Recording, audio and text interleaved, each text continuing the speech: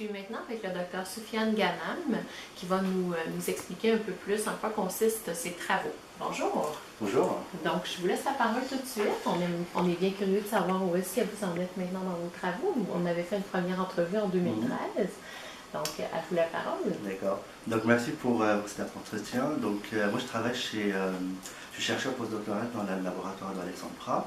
Donc, on a identifié une nouvelle molécule.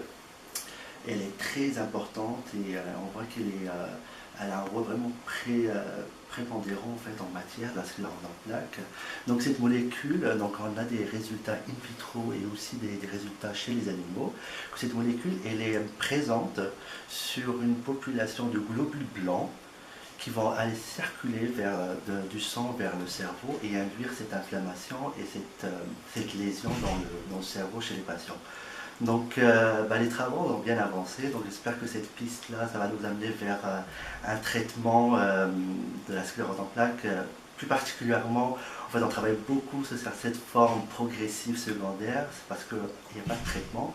On arrive à contrôler en fait, la facilité chez les patients, mais maintenant, en fait, il reste vraiment à trouver des traitements plus efficaces, surtout pour la forme secondaire progressive chez les patients atteints de la sclérose en plaques.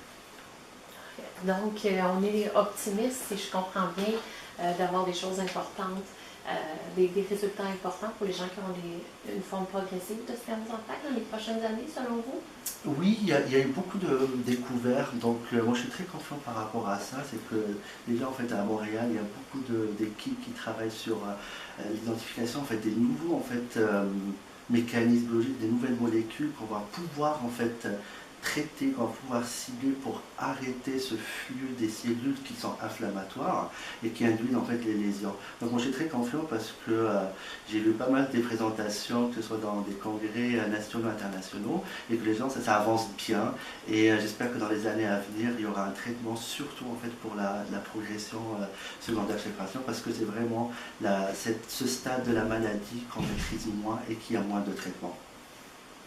Qu'est-ce qui vous motive le plus à continuer vos travaux? La motivation, c'est aider en fait, aider les patients, parce que je sais que c'est un quotidien qui est à la fois lourd, que aussi en fait les patients nous attendent beaucoup de choses de nous, les chercheurs, c'est qu'on travaille beaucoup, donc on essaie en fait au mieux en fait trouver des pistes en fait qui sont plus spécifiques et plus efficaces pour le traitement et pour aussi contrôler ces stades. Mais de mon côté, en fait, je suis très motivé parce que c'est challengeant, c'est de trouver en fait une nouvelle piste qui va pouvoir aider beaucoup de gens qui sont atteints de la sclérose en plaques. Merci beaucoup. Je vous en prie.